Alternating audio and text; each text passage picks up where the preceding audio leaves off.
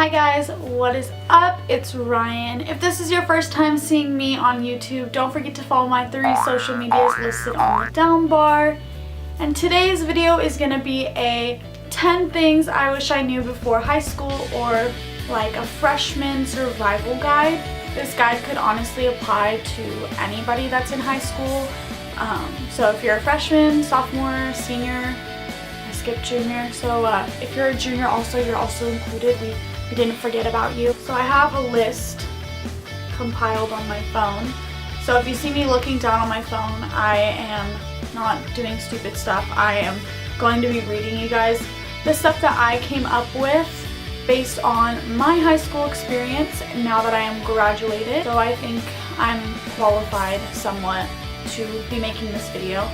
So if you're going to be a freshman, then just sit tight and we'll get you started. Okay. Tip number 1, upperclassmen are not that scary, and if they want you to think that they're scary, they're just insecure. I was terrified of interacting with anybody that was older than me when I was a freshman.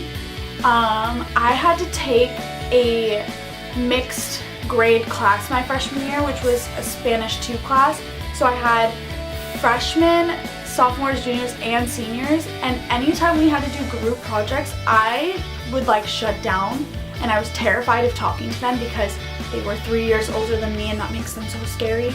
That is like the biggest mistake, because if anything, they're just going to help you, and if you have any questions, they're there to answer them because they've been through exactly what you've been through. They were a freshman at one point. If they ever got pushed around for being younger, they know exactly what you're feeling, so they're not going to treat you that way. Number 2, being popular does not matter, and you should definitely never go into high school thinking, oh my gosh, I can't wait to meet all these popular kids and I need to be that.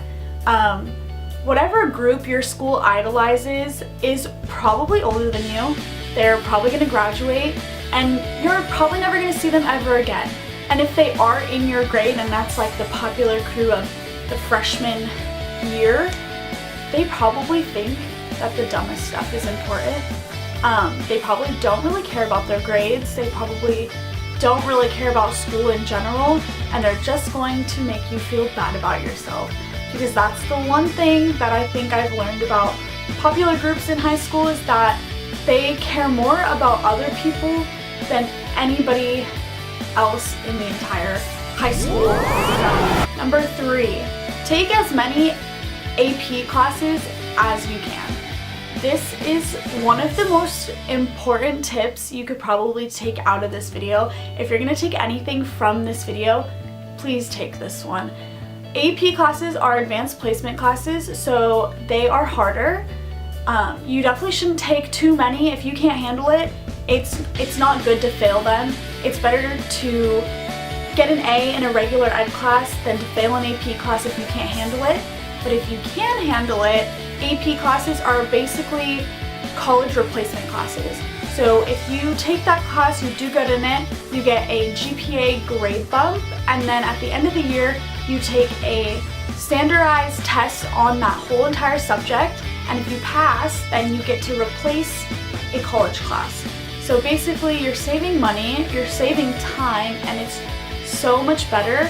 So I'm going to be a freshman in college, and I've completed, I know, overwhelming, wow, 13%. I know it's not that much, but 13% of college I've completed just in high school, which is going to make a huge difference in the different type of classes I have to take and the gen eds that I have to take. That being said, do not take all of your classes in AP classes. Just take some this year, some next year, just in moderation. If you take 6 AP classes and every single class you have is an AP class, you are going to drown yourself in academic failure. It is going to be so hard, and it's not going to be fun. You're not going to enjoy high school, and it's just going to be way too much for you. You do not need to be perfect. Number 4 is get involved.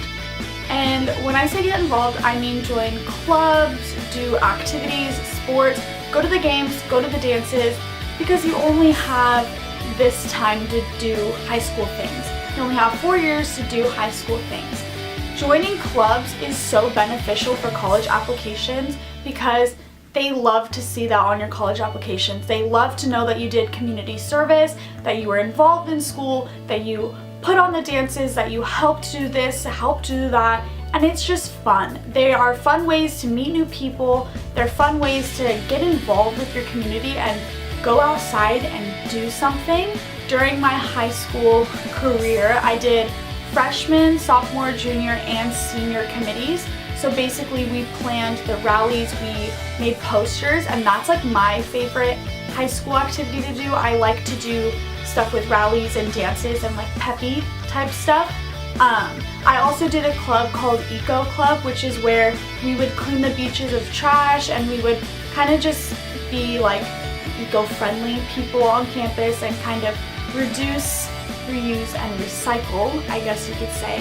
And that was also like a really fun experience to meet a bunch of new people. My tip number 5 is actually talk to the people that you sit next to in your classes, because the panic is going to set in on orientation when you look at your schedule and your best friend from middle school looks at theirs and they don't have any classes with you. It's going to be okay, I promise.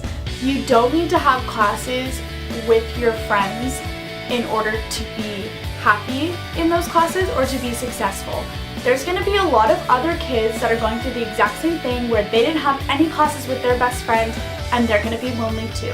The first week or so, I mean, you might not say anything, but just little commentary about the class is going to eventually snowball into regular conversations, and it's going to make the class 10 times more enjoyable, especially if it's a class you're not that into and you don't really like to take.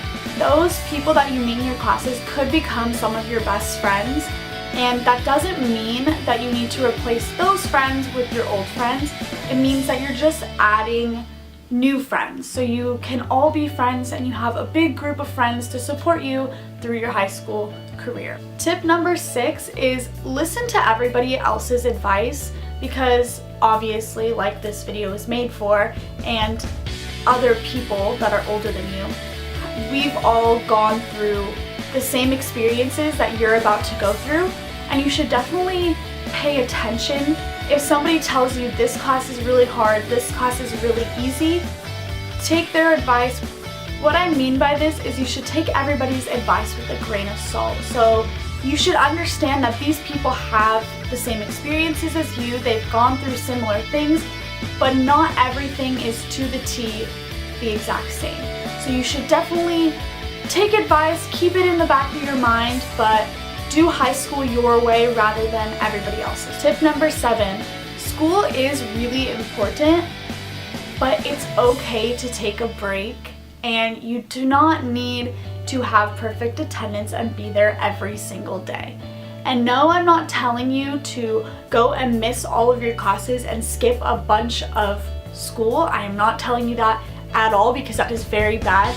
But if you are sick and you don't feel well, or you just need a day to maybe catch up with your homework or just do something, it's okay to take a day.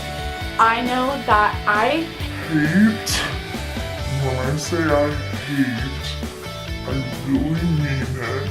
I do not like the kids who come to school and they're full of snot and they're disgusting and they're all sick, but they had to drag themselves to school because they had to get that perfect attendance.